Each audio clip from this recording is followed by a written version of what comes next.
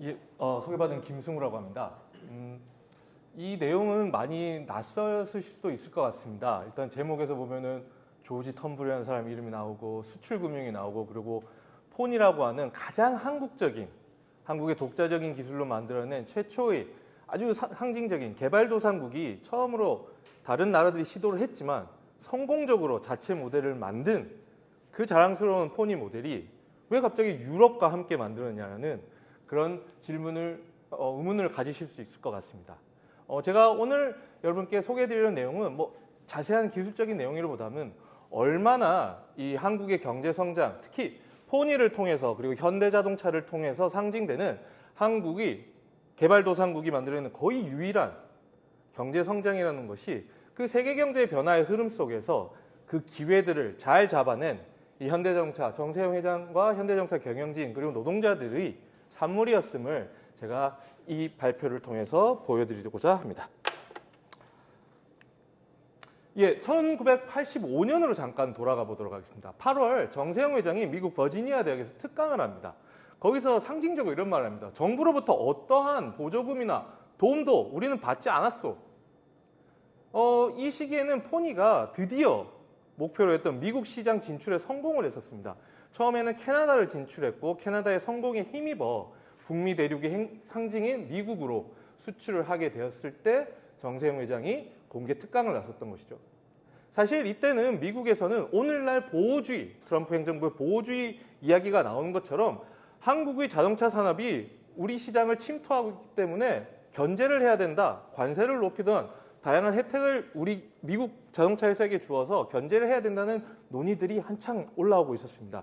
그러면서 그 미국에서는 현대라는 것은 대한민국의 자동차 산업은 정부가 모든 것을 책임지고 있고 지원해주고 있기 때문에 이것은 자유시장, 자유무역과 어긋나는 것이다. 왜? 불공평하니까.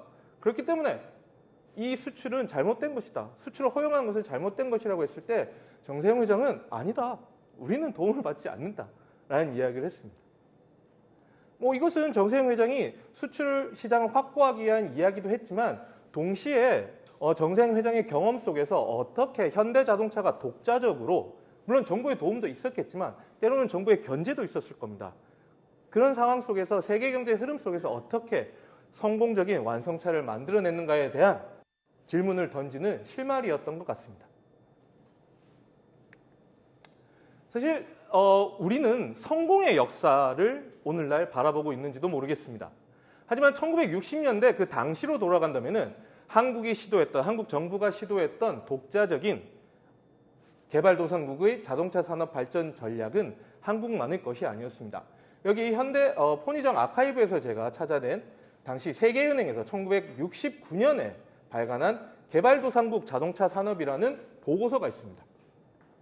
이 보고서에서는 한국 이전에 아르헨티나, 뉴질랜드, 유고슬라비아와 같은 나라들이 어떻게 독자적인 자동차 산업을 발전시키려고 했는지 그 전략들을 분석했습니다.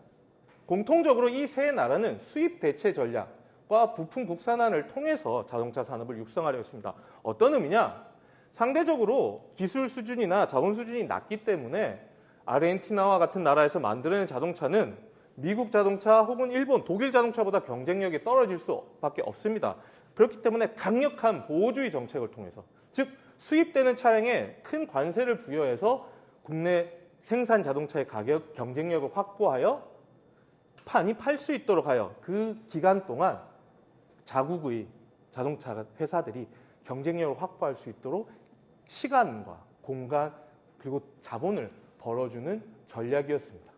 하지만 1970년대 들어 이러한 수입 대체 전략은 모두 다 실패했습니다. 그것을 구체적으로 설명드릴 필요는 없을 것 같습니다. 왜냐하면 여러분들께서 아시는 아르헨티나, 뉴질랜드 혹은 유고슬라비아의 자동차가 있는지 제가 여쭤보면은 이 질문은 쉽게 풀릴 것 같고 오히려 현대자동차는 전 세계 모든 사람들이 알고 있습니다. 제가 영국, 스위스, 스웨덴에서 긴 생활을 좀 했었습니다. 공부도 하고 거기서 이제 연구원도 했는데요. 현대자동차는 정말 인정받고 있는 차입니다. 그렇다면은 왜 1960년대 원래 1970년대 왜 하필 현대자동차는 어떠한 이유에서 성장을 할 수 있었을까? 당연히 우리는 한국 자동차 산업과 포니 자동차의 개발 모습을 보면서 일국 중심적인 서사를 그려내고 있었습니다. 왜냐?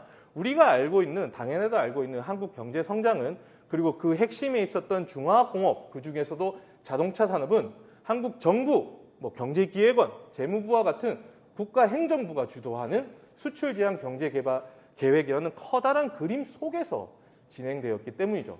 앞선 이명학 선생님께서 말씀해 주신 내용이라서 간단하게 넘어가도록 하겠습니다. 1969년 정부는 자동차 공업 육성 기본 계획을 발표한 후 부품 국산에 박차를 가하고 있습니다.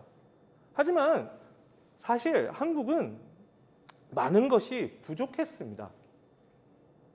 당장 경쟁력을 갖춘 수입 대체가 아니라 수출 주도형의 자동차 독자 모델을 개발하려고 했기 때문에 당장 기술도 그렇고 자동차를 만들 수 있는 인력도 그렇고 무엇보다도 자체적인 완성차를 만들어낸 오늘날 우리가 본 멋진 울산에 있는 자동차 공장을 만들어낼 수 있는 그 자동차 공장을 만들 자본 또한 부족했던 것이죠. 하지만 1970년대 한국에게는 매우 흥미로운 기회가 열리고 있었습니다. 그것은 바로 서유럽, 특히 영국 자동차 산업의 몰락이었습니다. 세계 경제는, 특히 서유럽, 미국 경제는 산업 중심에서 금융 중심으로 옮겨가고 있었고, 그렇기 때문에 생산업, 특히 자동차 산업과 같은 전후 복지국가의 상징과도 같은 산업들이 몰락해가고 있는 과정이었습니다. 이 과정 속에서 우리는 포니와 현대자동차 그리고 정세영 회장과 그의 경영진들이 어떻게 그 기회를 잘 활용해서 독자적인 자동차를 만들 수 있는지를 살펴볼 수 있을 겁니다. 그렇게 된다면 우리는 포니 자동차를 하나의 일국이, 즉 한국만이 만들어낸 것이 아니라 한국이 주도적으로 당시 세계 경제의 상황들을 잘 활용하여 만들어낸 독자적인 완성차라는 것을 알 수 있을 것 같습니다. 그래서 저는 과감히 이 포니의 지구적 기원이라는 이름을 붙여보았습니다. 그리고 이 발표는 그 공동 연구였던 포니정 아카이브, 그리고 한국, 영국 및 독일 국립문서보관소의 자료를 활용했음을 알려드립니다. 자, 그럼 포니 개발과 그 지구적 기원을 어떻게 설명할 것이냐? 저는 1960년대 및 70년대 세계 경제, 특히 영국 경제의 변화 속에서 그 기원을 살펴보려고 합니다. 그럼 어떻게 했느냐? 포니를 만드는 데 필요했던 1번 인력, 2번 기술, 그리고 3번 자본, 이 세 가지 요소를 통해서 지구적 기원을 여러분과 함께 살펴보려고 합니다. 인력으로는 영국인 조지 턴블이라는 사람을 소개해 드릴 거고요. 부품 기술 확보에 있어서는 미국과 일본이 아니라 서유럽 중심의, 서유럽 자동차 산업의 부품들을 가져왔다는 점. 즉 완성차를 일방적으로 수입하는 라이센싱이 아니라 부품들을 현대자동차의 관점에서 자신에게 가장 필요한 부품들을 가져와서 조합함으로써 뛰어난 완성차, 수출이 가능한 완성차를 만들어냈다는 점입니다. 그리고 마지막으로 자본입니다. 돈을 빌려오는 것이 절실하게 필요했던 한국에게 서유럽 정부들이 제공한 수출 금융 제도는, 그리고 이후 현대가 발행하게 된 민간 차관 발행은 현대에게 매우 독자적인 자동차 독자 모델 공간을 마련해 주었습니다. 이것은 다른 나라를 통해서가 아니라 당시 독일 원조 차관을 통해서 자동차 생산을 시도했던 한국기계공업의 사례와 비교함으로써 여러분께 소개하려고 합니다. 그리하여 독자적 자동차 공업 발전의 지구적 기원을 살펴보려고 합니다. 자, 그래서 앞선 강의에서 말씀을 들으셨던 것 같아가지고요. 맨 밑으로 내려가 보도록 하겠습니다. 원래 현대자동차도 다른 자동차들처럼 일본 혹은 미국과의 완성차 회사와의 합자회사를 설립을 추진을 했습니다. 현대자동차 같은 경우는 포드사와 합자해와 코티나를 만들어내려고 했던 것이죠. 하지만 현대와 포드의 입장이 달랐습니다. 현대는 부품 완전 생산에서 자동차 제작까지 우리가 다 관장하겠다는 입장이었죠. 그리하여 수출 가능한 독자적인 자동차 모델을 만들어내려고 했지만 포드의 입장은 달랐습니다. 한국을 하나의 전 세계 서플라이 체인에서 하나의 분업지, 하나의 공급망의 일부로서만 바라보려고 했던 것이죠.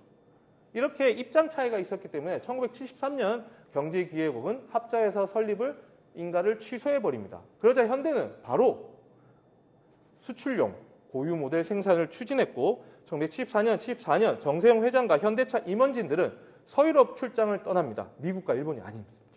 그리하여 기술과 자본 조달을 시도합니다. 하지만 정세영 회장의 회고록에 따르면 이렇게 얘기하고 있습니다. 자동차를 어떻게 만들어야 할지를 몰랐다입니다. 그렇다면은 모른다면은 단순하게 다시 라이선스를 사와서 자동차를 만들 수도 있었겠죠. 하지만 현대자동차 경영진의 판단은 달랐습니다. 고유 모델 개발 총괄 경험을 갖춘 인력을 스카우트해오고 개별 부품 및 기술 및 자본재를 수입하여 자신의 입장에서 자동차를 조립해서 완성차를 만들겠다는 겁니다. 이것이 저는 큰 의미를 갖는다고 생각합니다. 자동차 하나를 완전히 들여오는 것이 아니라 그 당시에 가장 좋은 우리의 입장에서 특정한 소형차 포니를 만들어야 되는데 거기서 가장 필요한 것들을 조합을 해서 가져옴으로써 거기에 우리 색깔을 입힌다면은 훌륭한 수출이 가능한 차를 만들 수 있을 거라는 판단을 했을 것 같습니다.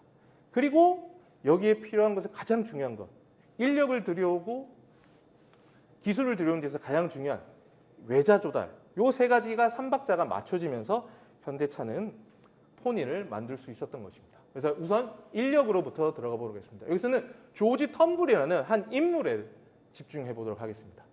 조지 텀블은 영국 브리티시 레일웨이 모터 코퍼레이션이라고 해가지고요. 레일웨이 자동차 회사라고 하는데 이게 이사 출신입니다.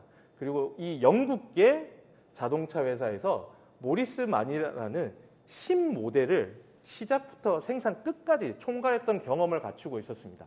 하지만 이렇게 잘 나가던 사람이었지만 뭐 사람 사는 곳은 다 비슷한 것 같습니다. 내부 경영 분쟁으로 인해서 권력 싸움에서 지고 밀려납니다.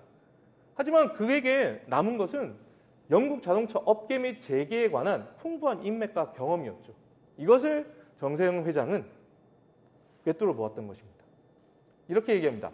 조지 텀블은 노하우가 풍부한 친구로서 제대로 된 고유 모델을 만들 수 있을 것이라고 합니다.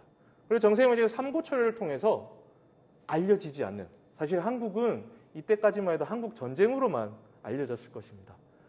그리고 조금씩 뭔가 이 극동 지역에서, 그 당시에는 동아시아라고도 하지 않았습니다. 극동 지역에서 새로운 개발도상국으로 막 움직이려는 그런 나라였는데 그 나라에서 과감하게 독자적인 모델 자동차 산업을 만들려고 한다고 했을 때 조지 텀블은 어떻게 본다면 불확실 상황이었을 겁니다. 하지만 그는 정세영 회장의 이야기를 듣고 이렇게 답합니다. 전 세계 어디에서 완벽하게 자급적인 새로운 자동차 산업을 만들 기회를 얻을 수 있겠는가?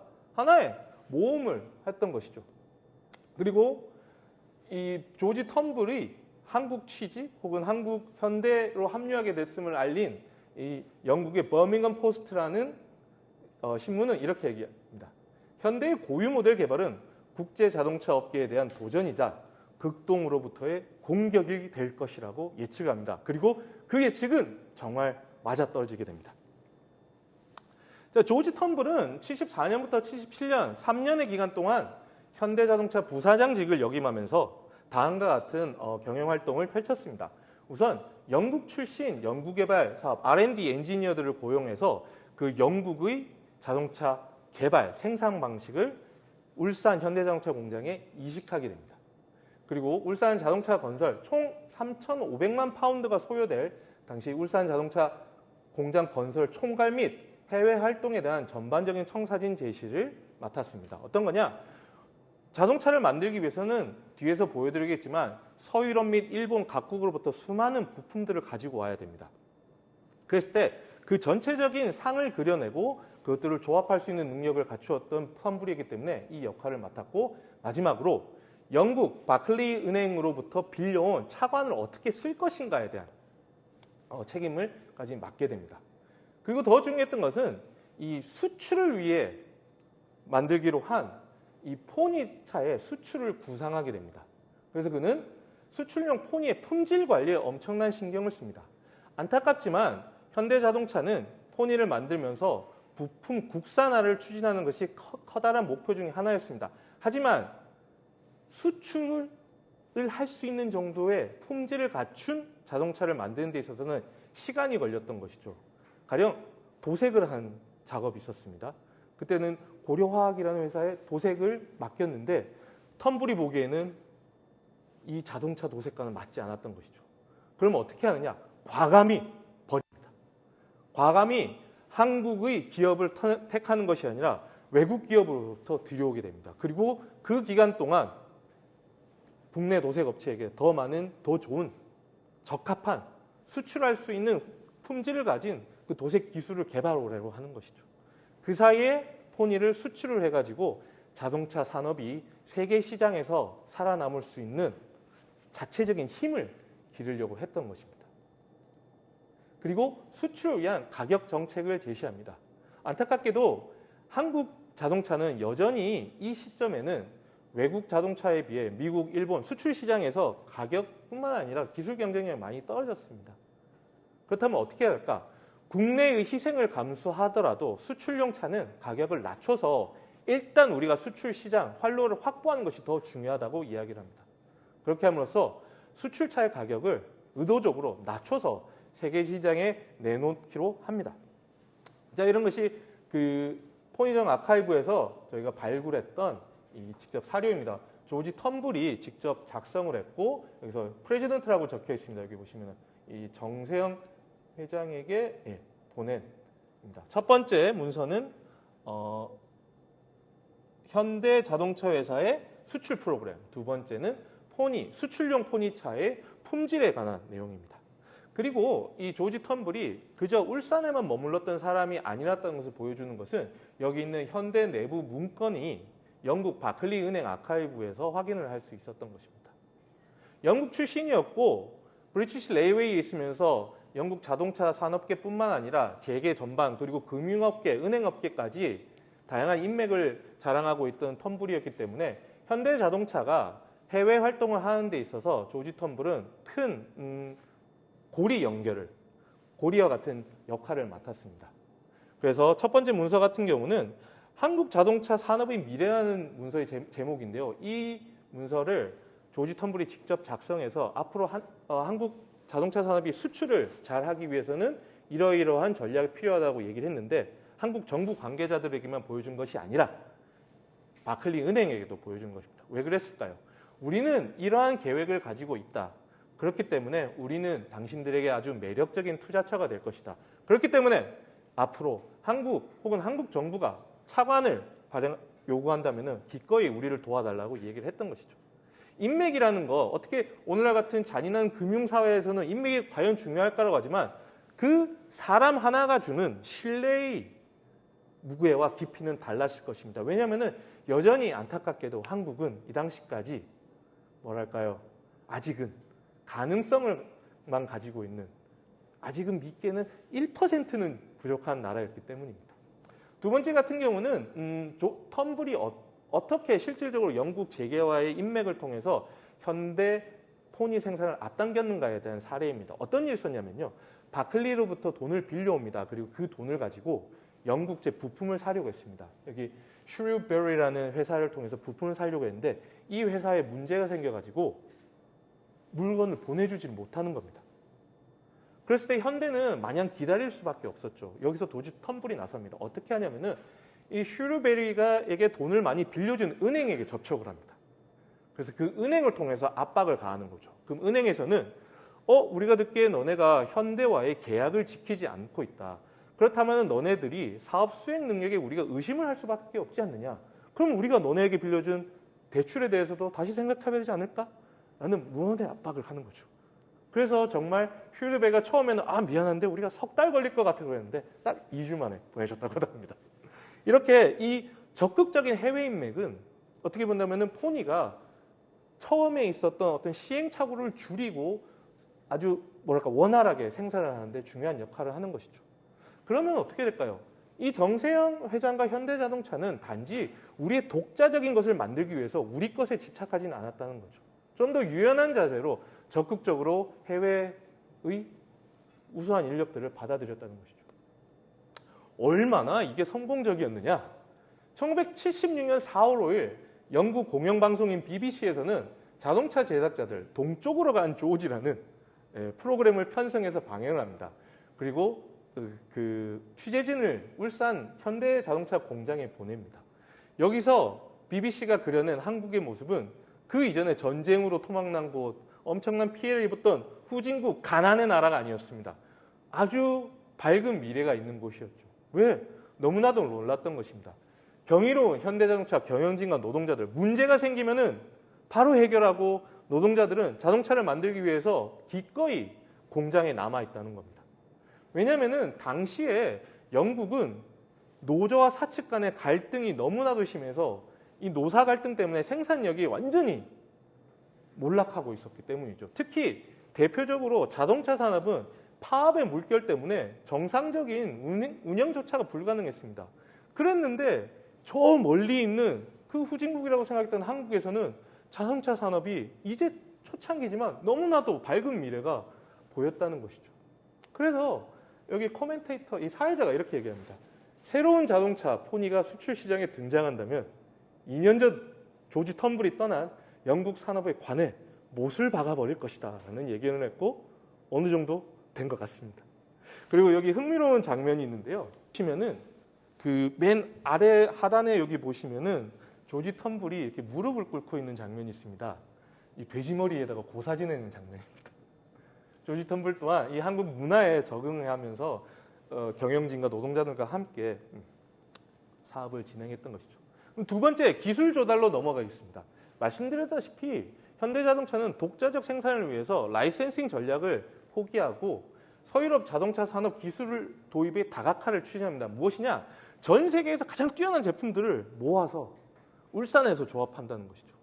한국적인 것은 어떻게 본다면 이렇게 다양한 것을 조합해서 하나의 것으로 만들어낼 겁니다. 그래서 보시면은 이탈리아에서는 프로토타입을 가지고 왔고 스위스에서는 차체 디자인의 세부 설계 및 마스터 모델을 제작합니다. 그리고 영국에서는 퍼킨스라는 디젤 엔진 회사를 통해서 엔진 제조 및 공장 건설을 위한 기술 도입 계약을 맺고 프랑스에서는 블리스사를 통해서 프레싱 기계를 들여왔습니다. 그러면은 제가 여러분께 한번 상상을 하실 수 있도록 제가 한번 초대를 해볼게요. 울산 공장이 지어집니다. 여기에는 한국 사람들이 있습니다. 하지만 이 공장 총괄하는 것은 조지 텀블에는 영국인이 있고 그와 함께하는 엔지니어들이 있습니다. 그리고 동시에 그 회의장에는 정세영을 비롯한 한국인 경영진들이 있죠. 그들이 높은 4층이라고 한번 생각을 해보죠. 높은 곳에서 회의를 하면서 공장이 올라가고 있는 모습을 바라보았을 때 어땠을까요? 여기는 스위스, 여기는 일본, 여기는 영국, 여기는 프랑스 이렇게 하면서 그 안에서 전 세계 자동차 산업을, 물론 미국은 제외됐겠습니다. 전 세계 자동차 산업을 그곳에서 한 곳에서 모아서 조합을 했던 것이죠. 마치 그 마블에 나오는 마지막에 타노스에서 싸울 때 캡틴 아메리카 하지 않습니까? 어셈블이라고 그렇게 지구의 용사들이 모여서 멋진 자동차를 만들려고 했던 것 같습니다. 마지막으로는 그렇다면은 이 모든 것을 가능하게 할 돈은 어떻게, 자본은 어떻게 마련했을까입니다. 처음에 현대자동차가 조지 텀블을 데려오려고 했을 때 조지 텀블에게 제시한 연봉이 놀라지 마십시오. 당시 금액으로 8만 불이었습니다. 연봉이. 지금은 어떨까요? 지금 그냥 단순 계산을 해도 8만 불이면은 1억 1,300 정도 될 겁니다. 근데 이게 40년 전입니다.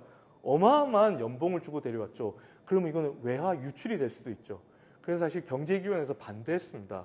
월급을 너무 많이 준다고. 그래도 강행을 했습니다. 그만큼 돈을 들여서 데려와야 했으니까.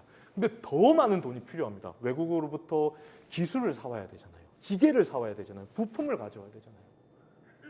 그랬을 때 한국 국내로 돌릴 때는 안타깝지만 한국에는 자본이 매우 부족했습니다. 저축도 많이 부족했고요. 그다음에 한국에서는 그 당시 인플레이션이 너무 심해서 제대로 된 자본시장이 기능하지는 못했습니다. 안타깝게도. 그랬을 때 한국이 고개를 돌렸던 것은 해외의 자본시장입니다. 그러면 오늘날처럼 런던이나 뉴욕과 같은 국제금융시장에서 돈을 빌리려고 하면 어떻게 될까요? 말씀드렸다시피 안타깝게도 한국은 외국 글로벌 은행들이 마음 놓고 돈을 빌려주기에는 뭔가 깨림칙했습니다. 조금은 부족했던 것이죠. 1970년대 말에 가면은 상황이 바뀌어서 아주 우수한 그 채무자가 됩니다. 하지만 70년대 초까지만 해도 뭐 다른 나라보다는 괜찮지만 그래도 아직은 반신반의하는 상황이었습니다. 이때 한국이 이용할 수 있었던 것은 서유럽 정부들이 제공하는 수출신용보장제도, 영국의 경우에 같은 경우는 수출신용보장부라는 정부 기관을 통해서 자본을 끌어들일 수 있었던 것입니다. 그럼 이것은 무엇이냐? 서유럽 각국은 제2차 세계대전 이후 공통의 목표를 부여받습니다. 그것은 고용입니다. 어떻게 우리가 안정적인 일자리를 창출할 수 있을까에 대한 고민을 하게 됩니다. 그럼 무엇을 해야 될까요? 국내 서비스업도 있겠지만 이 시기에는 국내 산업을 발전시켜서 수출을 통해서 더 많은 것을 만들어낸다면은 국내에 더 많은 일자리가 생길 것이라는 생각을 가졌습니다. 그럼 어떻게 될까요? 수출을 많이 해야 됩니다. 하지만 선진국끼리는 경쟁이 포화 상태에 있는 상황에서 그들이 눈을 돌렸던 것은 개발도상국이었습니다. 근데 개발도상국은 뭐가 부족했을까요? 물건을 살 돈이 부족한 거죠. 당장 현금이 없는 거죠. 그러면은 정부가 나서서 가운데 은행을 낍니다. 그리고 이렇게 되는 거죠. 이 경우는 바클리입니다. 바클리한테 가서 한국이란 나라에게 돈을 빌려줘라. 그러면 우리가 이 돈을 보장하겠다. 네. 보증을 서주는 겁니다. 그리고 한국 업체한테 얘기합니다. 자, 니네가 우리한테 돈을 빌리고 싶으면은 바클리한테 돈을 빌려. 그러면 이러이러한 조건으로 이자율과 뭐 상환 기간을 정할 겁니다. 이걸 정해서 빌릴 수 있게 할 거야. 하지만 조건이 하나 있어. 니네가 영국 정부가 보증을 쓰는 바클리 은행에 돈을 빌린다면 반드시 그 돈은 100% 영국 제품을 구매하는데 사용을 해야 된다. 이 조건을 답니다. 그러면 어떠한 이점이 있을까요? 현대 입장에서는 윈윈이었을 수도 있습니다. 민간 자본시장에서 돈을 빌리기가 어려운 상황에서 영국 정부가 보증을 서주고, 물론 한국 정부도 보증을 서줍니다. 만약에 현대가 돈을 못 갚으면 우리가 갚겠다고 보증을 서줬습니다. 국가의 지원을 받아, 양측 국가의 지원을 받아 장기에 돈을 오랜 기간 동안 상대적으로 낮은 비용으로, 즉 낮은 이자율로 빌릴 수 있게 됩니다. 그러면 현대 입장에서는 현대자동차 공장을 만드는데 자본 조달에 있어서 수월하게 되죠. 또 하나 반대급부로 영국 정부는 어떻게 될까요? 영국 정부는 자신의 정책 금융을 통해서 바클리 은행이 차관을 빌려주도록 합니다. 그럼 우선 바클리 은행은 금융기관들은 이자와 수수료 수익을 얻을 수 있죠. 근데 그 돈이 그냥 해외로 빠져나가는 것이 아니라 다시 영국의 제품을 사기 위해서 돌아옵니다. 그러면은 고용 효과까지 창출할 수 있는 것이죠. 그러면은 돈은 분명히 영국에서 한국으로, 혹은 뒤에서 나오겠지만 프랑스에서 한국으로 가지만 그 돈은 결국 물건, 부품과 바뀌어서 다시 영국으로, 다시 프랑스로 돌아오는 것이죠. 그러면 국제 수지 문제도 해결되며 동시에 은행들이 수익과 더불어 국내 제조업의 수입뿐만 아니라 안정적인 일자리 보장까지도 도모할 수 있다는 효과를 기대할 수 있었던 것입니다. 그렇게 해서 바클리의 돈을 빌려서 현대자동차는 양국 정부의 보증을 얻어서 영국 퍼킨스사라는 디젤 엔진 제작회사의 엔진을 도입할 수 있었던 것입니다. 자, 이것이 그 유명한 현대자동차와 바클리은행의 차관 계획서입니다. 여기 계신 분들께서는 현대에 관심을 가지신다면 우리 정주영 회장이 현대조선을 처음 건설할 때 했던 그 유명한 일화를 아실 겁니다. 이렇게 한국 지폐를 들고 와서 거북선을 보여주면서 은행가에게 보여주면서 봐, 우리는 이렇게 배를 잘 만드는 민족이야.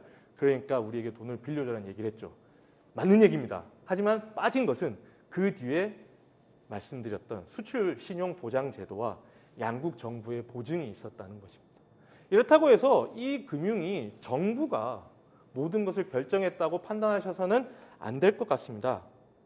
왜냐하면은 여기서도 나오겠지만 영국 정부도 그렇고 현대자동차도 그렇고 매우 긴밀하게 서로의 상황을 주시하고 있었던 것이죠. 영국 정부는 한국 정부가 보장한다고 해가지고 현대자동차에 돈을 빌려준 게 아닙니다. 여기 보시면은 여러분이 보시기에 맨 왼쪽입니다. 1974년에 이미 영국 관료들이 울산 공장을 방문해가지고 상황을 다 파악하고 갑니다. 그리고 자체적으로 평가서를 써서 과연 현대자동차 그리고 나아가 한국 정부에게 돈을 빌려주고 그 돈을 보증을 서주는 것이 과연 타당한지 아닌지에서 다 조사를 합니다. 현대자동차 또한 런던에 사무실을 하나 만듭니다. 그리고 적극적으로 영국의 은행뿐만 아니라 영국 행정부에게 접촉을 해서 자신들을 어필을 합니다. 그 내부 문건 중에 재밌는 게 있는데요. 뭐냐고 하냐면요. 그 영국에 있는 현대 직원분이죠. 이사분, 이천수 이사분이 울산 공장에다가 그 텔레그램을 보내, 전보를 보냈는데 이게 안타깝게 그 당시에는 영어로만 보내야 되는 거예요. 그래서 영어로 문장을 쓰는데 뭐 이게 막 그 강경파나 하드라이너 이렇게 해야 되는데 그게 안 떠오르니까 그냥 KANGGYEONG PA 이래가지고 강경파 이렇게 해가지고 보내면서 얘기를 합니다. 그러면서 이번 달에 영국 정부 관료가 가는데 이 친구는 우리에 대해서 태도가 안 좋아. 이 친구는 태도가 좋아. 그러니까 울산에 왔을 때 적극적으로 이들을 설득해야 된다. 이런 전략까지 내부적으로 세웁니다. 적극적으로 나섰던 것이죠. 그 자본의 중요성을 알았기 때문에. 자, 그랬을 때 이 수출 신용 보장과 정부, 금융 그리고 제조업의 결합은 역사적으로 어떤 의미가 있는가? 죄송합니다. 이 역사의 의미를 찾아보니까 좀 재미있었을 수 있는데요. 우리는 보통 영국 병 혹은 영국 제조업의 몰락, 제국의 붕괴를 얘기하면서 영국은 산업이 몽땅 망하고 금융, 오늘날 우리에게 알려지는 은행업만 살아남아서 영국은 금융 중심의 사회가 되었다라는 서사에 그 이야기에 너무 익숙합니다. 하지만 그 중간 단계, 이러한 전환이 이루어지는 단계에 정부가 적극적으로 개입해서 산업과 금융 이해관계를 모두 충족시키려고 했던 그런 시도가 있었다는 점을 이 현대 그리고 수출 신용 보장 제도를 통해서 우리는 그 의미를 파악해 볼 수 있을 것 같습니다. 근데 이게 현대 자동차만 있었던 것이 아닙니다. 실례로 보면은 우리 고리 원자력 발전소 1호 2호기를 만들 때 영국 정부가 입찰에 참여합니다. 하지만 물론 미국의 웨스팅하우스가 결국 최종 입찰 성공을 해서 이제 고리 1, 2호기를 지어줬는데요. 이때도 영국 정부는 한국 정부에 이렇게 로비를 했습니다. 우리가 모든 부품 비용을 수출 신용 보장 제도로 미리 돈을 제공할 테니 우리를 선정해 달라고 로비를 했던 것이죠. 왜? 그렇게 한다면은 영국의 우수한 원자력 발전 사업이 해외에 수출하고 그리해서 영국 국내의 고용을 보장할 수 있고 동시에 은행들에게도 이익이 될 수 있기 때문이죠. 그리고 이 수출 신용 보장 제도는 비단 영국에서만 있던 게 아닙니다. 스웨덴, 프랑스, 독일, 서독 다 운영하고 있습니다. 스웨덴에서는 가장 대표적인 것이 바로 1973년 볼보 수출 사건입니다. 북한이 10,000대를 수입합니다. 볼보를. 북한도 돈이 없잖아요. 근데 스웨덴에서는 그 당시만 해도 북한에 대한 오판인지 올바른 판단인지는 모르겠습니다. 지금 와서는 오판이죠. 이렇게 얘기합니다. 북한한테 우리의 차를 수입을 해라. 대신에 우리가 그 비용을 대줄게. 나중에 천천히 갚아. 그래서 10,000대를 수출하고 그 돈을 볼보사에게 줍니다. 10,000대 수출 가격을. 그리고 지금까지 스웨덴 정부는 매년 독촉장을 보내고 있다고 합니다.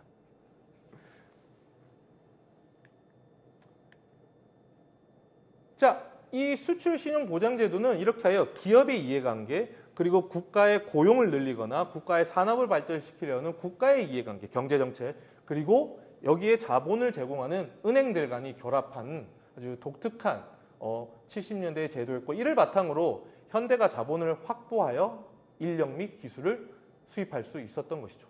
하지만 흥미로운 것은 여기서 멈춰서는 안 된다는 거죠. 이 현대가 얼마나 현대자동차가 정세영의 경영진이 얼마나 훌륭했는지를 보여주는 사건이 있습니다. 1974년에 돈을 받아서 완성차를 내놓습니다. 그리고 제네바 모터쇼, 다른 모터쇼에다가 선보이고 수출 추진도 매우 순조롭게 진행됩니다. 소문이 나는 거죠. 은행가들 사이에서 소문이 나는 겁니다. 그러니까 어느 벨기에 은행이 서신을 보내옵니다. 아, 우리가 너네한테 돈을 빌려줄 거야. 근데 우리나라 행정부에도 수출 신용 보장 기구가 있어. 그리고 우리가 우수한 기술을 가진 벨기에 자동차 부품업체를 소개해 줄게. 그래서 영국과 동일한 방식으로 우리와 거래를 해보는 건 어떨까라고 제안을 먼저 해옵니다. 76년이죠. 3년 전만 해도 어땠을까요? 현대가 직접 나서야 됐었던 것이죠. 근데 이제는 이들이 옵니다. 왜일까요? 그만큼 현대가 우수한 회사로 인정을 받았다는 반증이 아닐까요? 자, 이게 1970년대를 걸쳐서 70년대 말까지 수출 신용 보장을 통해서 현대자동차가 pon이 생산을 위해 들여온 자본 및 그 자본을 제공한 은행, 그리고 그 자본을 보장해준 각국 정부입니다.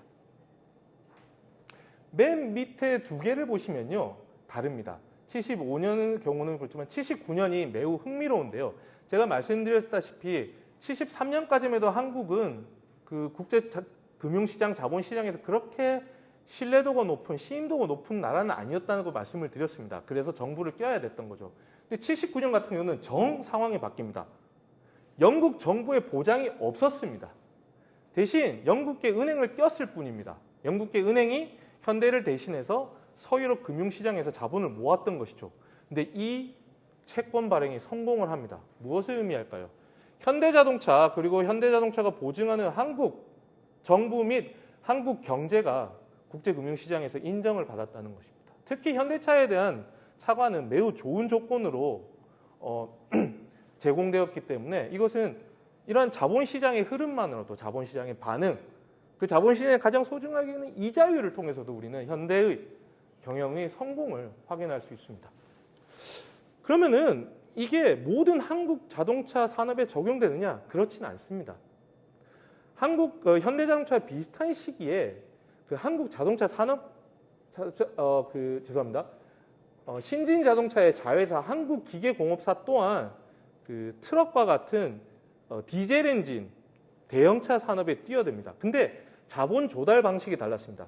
현대는 각 나라별로 가장 좋은 제품, 부품을 가진 나라부터 빌려왔습니다. 독자적으로 각각 다각화를 추진했기 때문에 이 모든 것을 총괄할 수 있었던 것은 현대자동차였습니다. 하지만 한국기계공업사 같은 경우는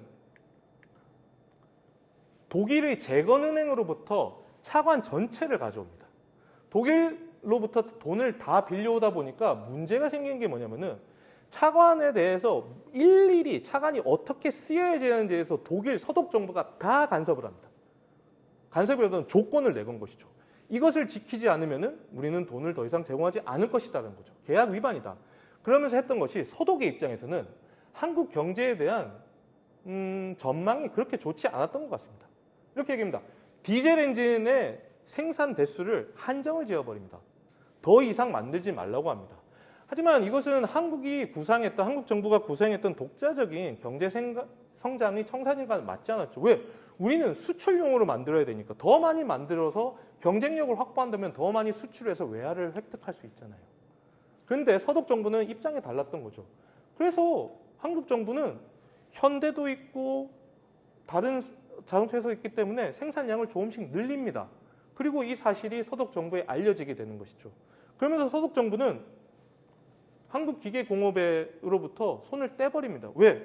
약속을 지키지 않는다. 또한 자신들이 생각한 차관을 통해서 자신들이 통제하기보다는 유도하려고 했던 한국 경제의 전망과 어긋났기 때문이죠.